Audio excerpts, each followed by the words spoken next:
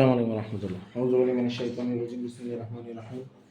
ربي زدني علما ربي زدني حكمة.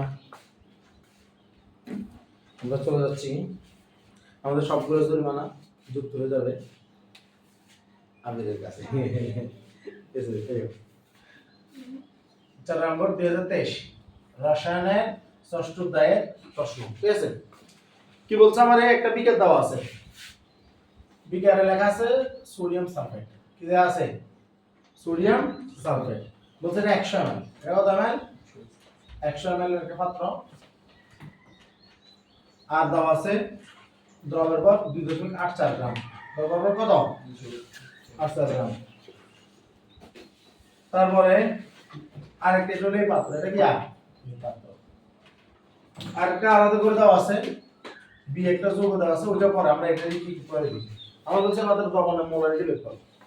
ওটা আলাদা। এই মাত্র দ্রবণের মোলারিটি। মোলারিটি মানে কি? ঘনমাত্রা। মোলারিটি মানে কি? মোলারিটি মানে ঘনমাত্রা। ঘনমাত্রা মানে কি? এস।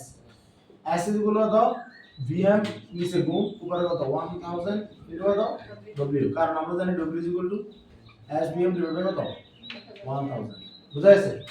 তো এখন 1000 এর জায়গাতে 1000 থাক, ডব্লিউ এর জায়গাতে 2.84 দেওয়া আছে, ভিএম এর জায়গাতে ভি এর জায়গাতে 100 ml আর এম এর জায়গাতে 94 সোডিয়াম সালফেটের 94 কে সোডিয়াম সালফেট। সালফেটের ব্যবহারটা আমরা জানি, সালফেট নিজে 96। সালফেট নিজে কত? মনে আছে না? সালফেট 96 যে মনে আছে? তোর মনে নাই? মনে নাই তোর বলতেছ। Oxygen 464, sulphur 32। তাহলে 32 এর 64 কত? 96। কত বোঝায়? কত? আর সোডিয়াম হলো কত? সোডিয়াম হলো 11 23। তার মানে 23 দুগুণ কত? এটা সোডিয়াম H2SO4 সোডিয়াম সালফেট। তাহলে 23 গুণ কত? 2 32 যোগ কত? 16 গুণ 4, তাহলে 46 যোগ 96, তার মানে 142। কত? এটা কত? 142। কত আসে आंसर? 0.24 মোলার। 0.24 মোলার। বুঝাইছ আমরা? সহজ না আমরা? পরে কেমন?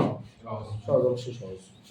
এরপর আসেন পরের অঙ্কটা। এবং আমার কি বলছে? একটা বীজকের আণবিক ভর দেওয়া আছে 158 গ্রাম।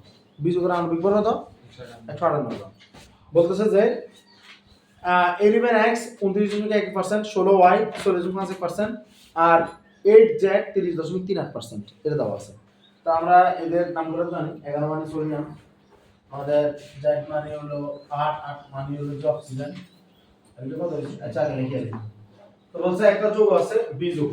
এই যৌগের কাজ শেষ। এবার হলো কি যৌগ? বি যৌগ। বি যৌগের জন্য বলতেছে যে তার আণবিক ভর 158। আমি করে দাও 158।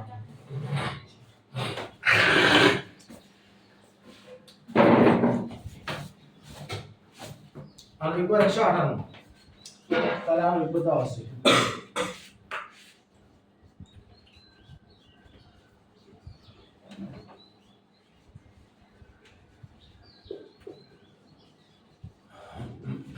দুজন আণবিক ভর কত? 158। দাও আছে 11x, তারপরে দাও আছে 16y, তারপরে দাও আছে 8z 29.11%, 5%, 30.38%। কথা বোঝা গেছে? এটা দাও আছে। আমার কাছে চাইছে কি স্থূল সংকেত আণবিক সংকেত একই, এটা বিশ্লেষণ করতে হবে। স্থূল সংকেত একই, আণবিক সংকেত একই। তা আমরা তো জানি স্থূল সংকেত বের করে নিই। আমাদের যে প্রথম যে সূত্রটা দেওয়া আছে, নরমালি একটা ব্যাপার হলো যে আমার স্থূল সংকেত আণবিক সংকেত এখানে x y z তুই যদি মন চাই তুই এটা দিয়ে রাখতে পারস। কথা বোঝা গেছে? কিন্তু আমি তো ওদেরকে সারা বছর মানে যখন শুরু হয়েছিল তখন আমরা বারবার প্র্যাকটিস করছি এসব প্রতীক নিয়ে, সংকেত নিয়ে। এখন এগুলো নিয়ে এটা বলে এটা লজ্জাজনক যে আমরা x y z এ রাখি দিই। আমরা এর নাম জানি। 11 হলো সোডিয়াম, কে সোডিয়াম, এটা হলো সোডিয়াম। 16 হলো কে সালফার, আর z হলো কে অক্সিজেন। কথা বোঝা যাচ্ছে না? সব তাহলে প্রথমে 29.1 দেওয়া আছে, তাকে আমরা ভাগ করব তার 100 করব তো পারমাণবিক ভর কত? 23 দ্বারা।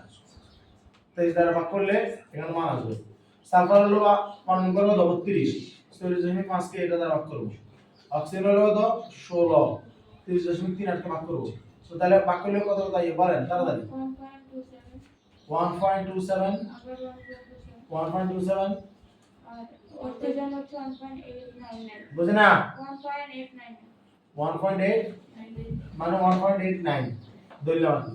এবার আমার এখানে যে 1.27 এটা সবচেয়ে ছোট তো এরপরে কাজ ছিল কি 1.27 কে 1.27 দ্বারা ভাগ মানে ছোট রাখি ছোট দ্বারা ভাগ করব সবাই তাহলে 1.27 ছোট তাহলে 1.27 দ্বারা ভাগ 1.89 ডিভাইড বাই 1.27 তাহলে নিয়ন্ত্রণ তো আনামো এক নিয়ন্ত্রণ আনামো এক কিন্তু এটা তুমি কত হ্যাঁ 1.5 পাইছে কথা বোঝা যাচ্ছে এখন আমার এখানে অঙ্কটা কিরকম দাঁড়াচ্ছে আমার এখানে দাঁড়াচ্ছে ওদের যদি আমি যদি স্থূল সংকেতের কথা বলি স্থূল সংকেতের তো অঙ্কটা অবস্থা খুবই খারাপ স্থূল সংকেতে কি বলতে কি কোনো খুব ভালো লাগবে কিছু কথা ছিল কত তবে আমার মাথাতে নাই তোর নাই এগুলো নেই ভগ্নাংশ বাইরে ওটা মিলানোর জন্য এটা সংখ্যা গুণ করতে এটাই আসবে না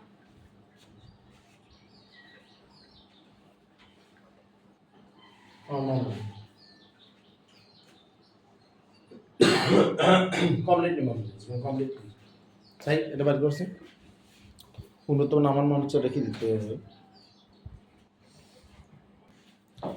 আচ্ছা যেটা বলতেছে ভগ্নাংশ দূর করতে আমাদেরকে দুই দ্বারা গুণ করা আছে ঠিক আছে আমি আজকে অনেকদিন ধরে এই মানে এই কনসেপ্টটা না পাওয়ার কারণে ভগ্নাংশ আমার না পাওয়ার কারণে আমার এগুলো চলে গেছে মাথা থেকে তাহলে এটাকে যদি আমরা যদি দুই দ্বারা গুণ করি গুণ করে কত হবে 3 তাহলে উপরগুলো দুই দ্বারা গুণ রাখবো না একসাথে করতে হবে না করতে হবে তো তাহলে 2 2 তাহলে এখন নাম আসলো তাহলে কত হবে স্থূল সংখ্যা কত হবে Na2S2O3 Na2S2O3 কথা বোঝা যাচ্ছে Na2S2O3 বলে এটা বলে সোডিয়াম থায়োসালফেট কি বলে সোডিয়াম থায়োসালফেট কি বলে সোডিয়াম থায়োসালফেট কত কি আছে ওটা বাদ এখন এটা হলো স্থূল সংকেত তাহলে আণবিক সংকেত কখন হবে যখন আমরা একে n দ্বারা গুণ করে এটা স্থূল সংকেত পাইছি কি পাইছি স্থূল সংকেত n এটা n সংখ্যক দিয়ে এটার আণবিক ভরটা লিখে দিতে হবে 57 তাহলে 23 গুণ কত 46 সালফার হলো 32 গুণ কত 64